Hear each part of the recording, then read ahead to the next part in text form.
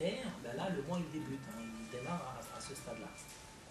Et donc, comme dans l'année grégorienne, on a des années bissextiles, puisque 29,53 fait que tous les 2 ou 3 ans, on est obligé d'ajouter un jour qui fait remonter l'année au lieu de 354 à 355 jours. Et on rattrape en fait, mais c'est très bien en fait ce calendrier parce que ça fait, ça fait décaler l'année lunaire de l'année solaire d'à peu près 11 jours par an, et ça fait décaler le mois de Ramadan par équité à tous les musulmans de la terre. Heureusement qu'ils ne tombent pas à un point plus le mois d'août pour tout le monde, le mois de juillet pour tout le monde. Certains seraient pénalisés à vie et d'autres joyeux à vie, puisque les saisons sont inversées en fonction du nord ou du sud de la planète. Donc Dieu a fait qu'il tourne, et chacun à son tour jeûne le mois de Ramadan à différentes saisons, fait le pèlerinage à différentes saisons, et célèbre toutes les autres fêtes à différentes saisons. Mais ceci dit, les mois que nous avons ici dans le calendrier lunaire, les Arabes à l'époque, ils les avaient autrement. Ils les avaient dans un calendrier lunaire solaire, et donc leur nom lui-même est attribué plutôt à des saisons. Alors, Safar, c'est la saison de la moisson. Rabi al-Awwal, c'est quand les Arabes amenaient leurs bêtes à goûter de l'herbe, mais c'est en fait l'automne, hein, c'est la fin où tout est sec. Rabi al-Awwal, Jumad al-Oula, c'est les gelées, c'est le début d'hiver, le sacrifice, donc le Sha'ban Ramadan, c'est la grande chaleur. Dhul Qa'da, Dhul Hijjah, c'est la période du Hajj. Donc certains se rapportaient à des saisons, mais c'est parce que tout simplement c'est reliquat de temps qui restait de l'ancien calendrier, qui s'adaptait à peu près, qui était plus ou moins fixe. Alors quels sont les jours événements de ce calendrier lunaire? Donc il y a 12 mois et nous avons essentiellement 1, 2, 3, 4, 5, 6, 7, 8 événements. Tous ne sont pas des fêtes. Donc, l'ambiance festive, ou l'ambiance festive dans le calendrier musulman, où le terme fête n'est utilisé que pour 2 grandes fêtes, qui sont celle du 10e mois, Shawwal, qu'on appelle Eid al-Fitr, la fête de rupture du jeûne, qui vient juste après le mois de Ramadan, qui célèbre à la fin du Ramadan, et la fête de Dhul Hijjah, du 10 Dhul Hijjah, qui est donc la fête du sacrifice d'Abraham.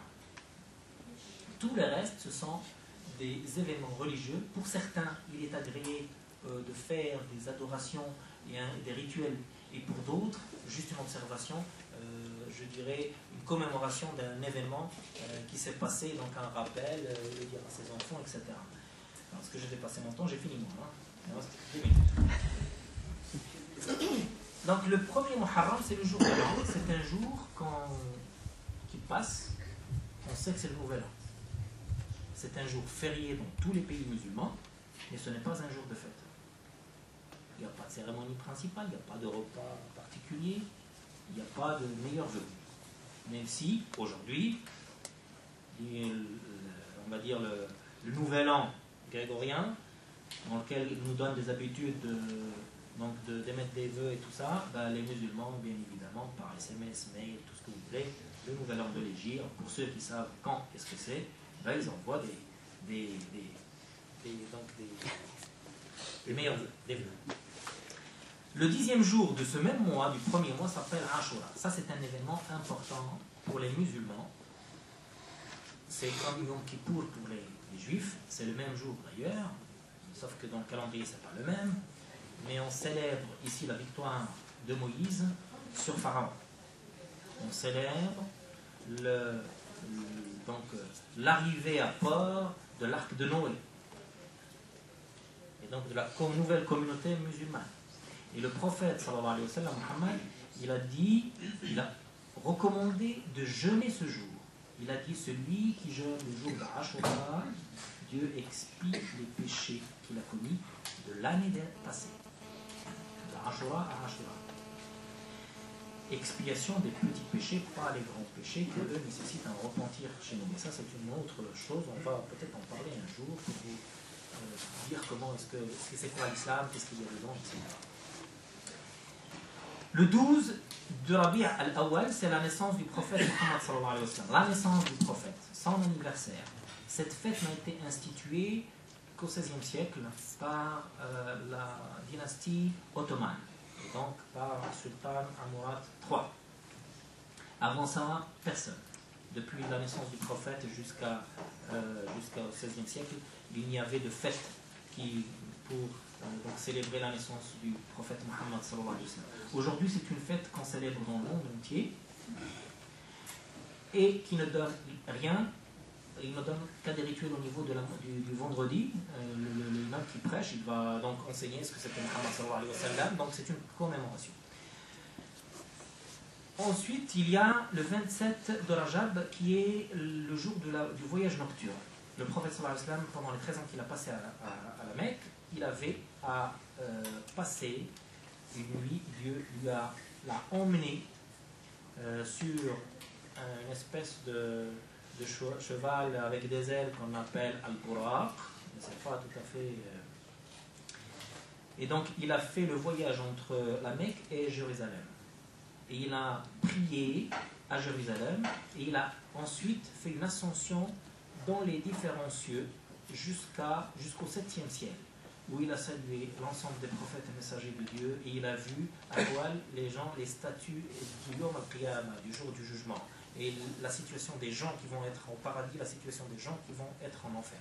Ce voyage-là est un voyage que le prophète sallallahu alayhi wa sallam a raconté à ses compagnons, et il y a une nuit qui est célébrée, mais également c'est juste la prêche, on rappelle ce jour, mais il n'y a rien de festif. Le Ramadan, c'est un mois d'adoration, c'est un événement religieux, mais c'est un mois d'adoration, c'est un des 5 piliers de l'islam, dans lequel il y a une nuit qui correspond à un des jours impairs dans les 10 derniers jours du Ramadan, qu'on appelle la nuit du destin, qui est telle une nuit dans laquelle Dieu partage, on va dire, le destin des gens, des humains, et dans laquelle les musulmans doivent veiller, faire beaucoup, et dans laquelle le Coran a été révélé, bien sûr. Voilà. Et puis pour les deux autres fêtes, la fête du rupture du jeûne et la fête de Eid al-Adha, donc le sacrifice d'Abraham, qui elles, ce sont les fêtes où le musulman réalise la communion avec la communauté.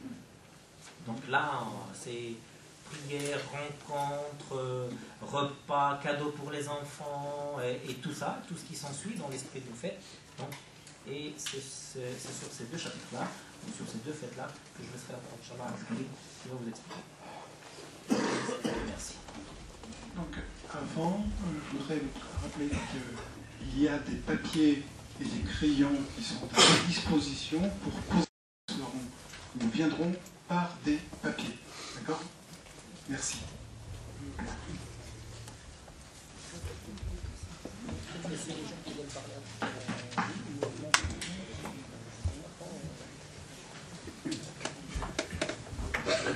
On va essayer de voir en fait la deuxième partie de l'exposé sur l'esprit des fêtes, on va dire, dans l'islam.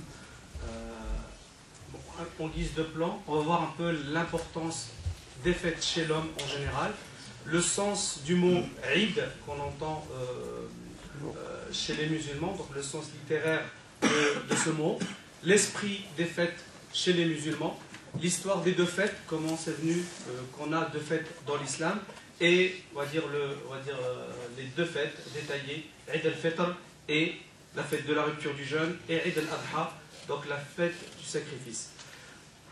En fait, on sait que chaque nation et tous les êtres humains, un être humain c'est un être vivant social, qui a besoin en fait, de se divertir, de s'amuser, de vivre la joie et le bonheur. Et on trouve ça dans toutes les civilisations.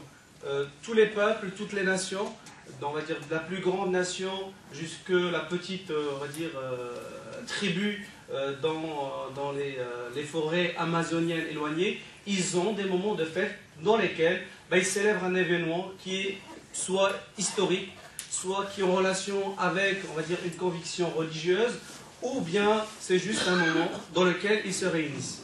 Et dans l'islam, bien sûr, c'est le même esprit. Pareil, ça s'accompagne avec des repas, avec, on va dire, des rappels, des chants, des rituels, etc. Particulièrement chez les musulmans, donc il y a ce fait-là, en fait, le mot Eid que tout le monde dit, que même les musulmans disent, mais le sens